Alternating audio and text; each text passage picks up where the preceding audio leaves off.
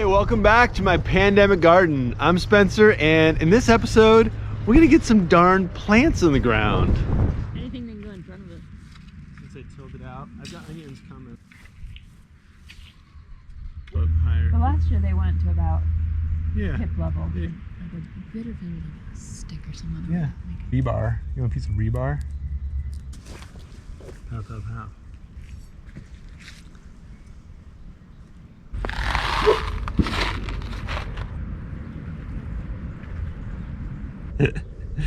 Did she ever listen to us on the farm, Judy? Yeah. She didn't like, I've been looking at pressure canners. or the blanching. Yeah. We had fun gardening last year there. We planted everything. Well, since you don't have one of those, it won't be a problem.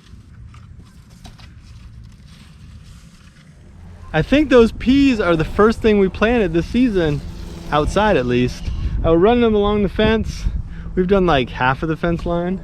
So we've got peas running up this side, and then we're working on this side next. Obviously I've still got some grass to tear out. Peas are gonna come along that side, and the rest is tilled, but there's only a couple things we're gonna plant in the tilled sections because we've still got a frost date or two to deal with.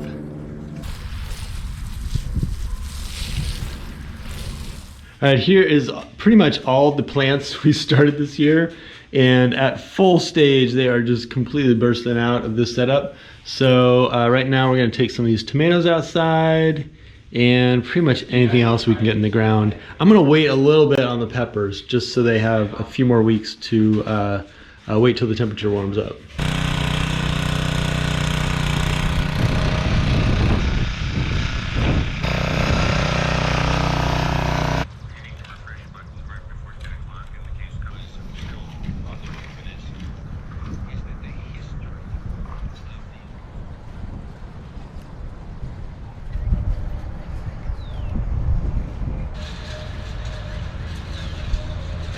Adjusted after this frame that I started.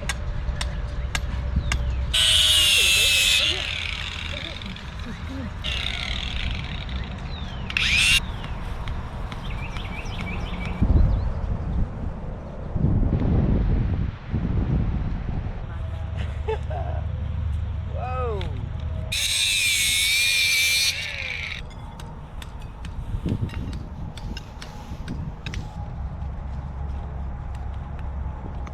You're asking yourself, what kind of line are they using? What kind of string is that? This is just baling twine, man. This stuff is like the thin gauge baling twine. You get 2 of these spools for like 18 bucks at the hardware store. This stuff will last a lifetime. Unbelievably durable. Thin stuff, you can get the thicker stuff, but this thin stuff's pretty tough to break. And you can see we're just measuring an even span, and then every few rows I'm running a line just to check our angle, just to make sure we're not getting a run on this.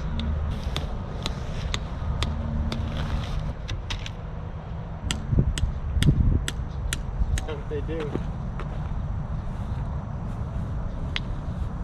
Yeah. That's cool.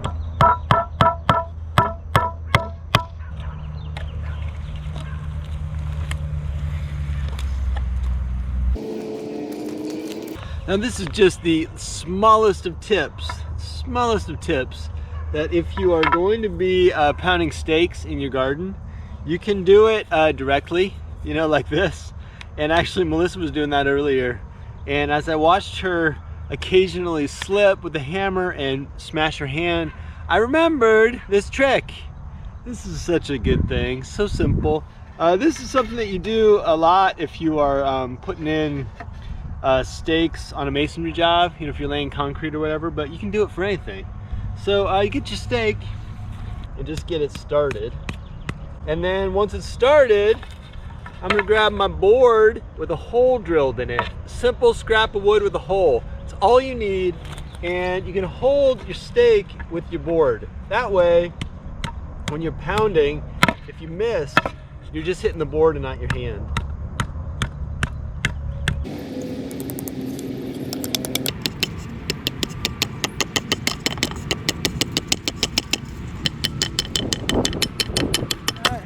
I don't know if that's a knot you know, but if not, I'm just gonna show you. It is super simple to tie.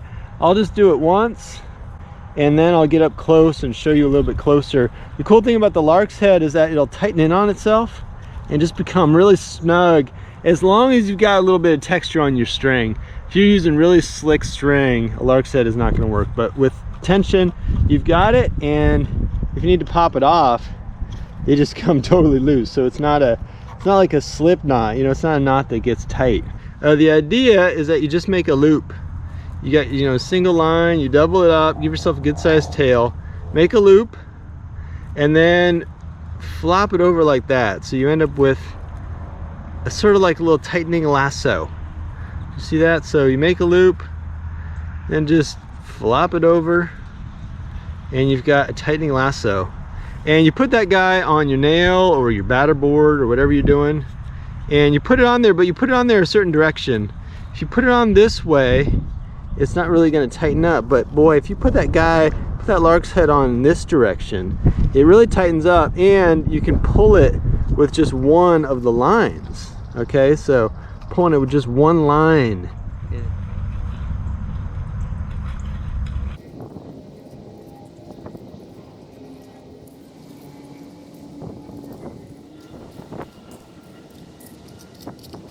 This whole section is that section that I recovered from the grass. Brought it down about 10 feet, and I did the same thing over there. In a couple weeks, there'll probably be some grass actually coming up in here that we'll have to pull out, and that'll just be a pain in the ass. And the same will be over there, but whatever. At least we got more room for planting.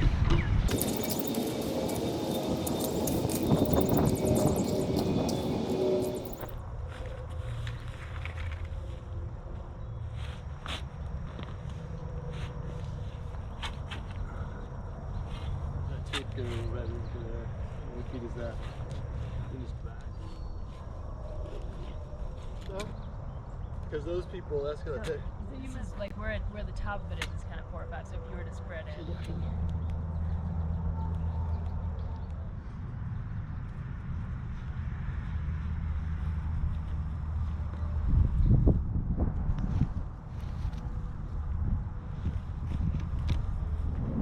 All right, so that is just about it for the spud patch.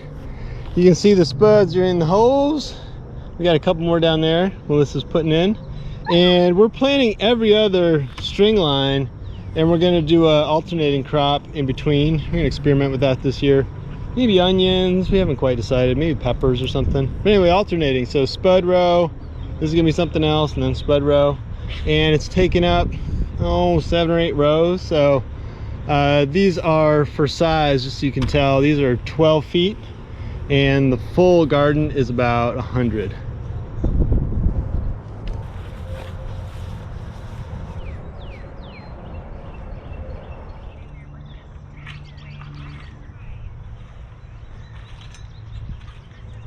Ways we never imagined.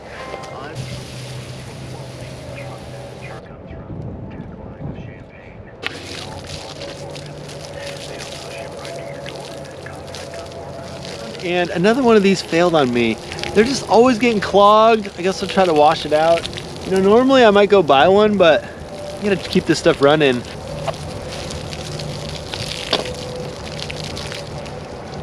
Got a little bit of positive reinforcement. These are the watermelon radishes coming up. We've also got some asparagus.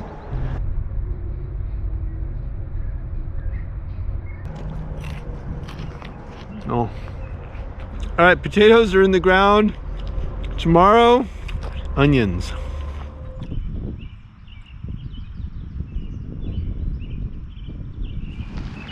So you've got like 3 ways to plant onions. You can plant the seeds. That never worked out for me. I've got some little dwarf onions in there, but they're just not really growing. So you can plant the seeds. You can plant a kind of like long, skinny, it looks almost like a grass stalk of an onion. I don't know what that's called. And I've had great luck with that. You get bunches of them at your garden store or your farm store or whatever. Anyway, that looks awesome. But this time I just got some sets. So sets are, you know, they're like, it's like a little mini onion. You plant this dude root side down, this guy like right at the soil level, and this basically kind of like gets devoured and turns into a full-size onion.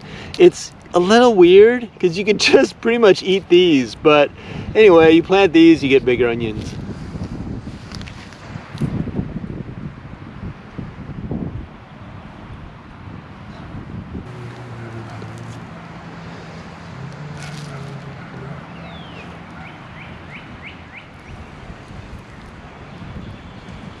So I've got about 300 onions planted, something like that. Onions mainly along these fences, but that leaves a lot of the garden left to go.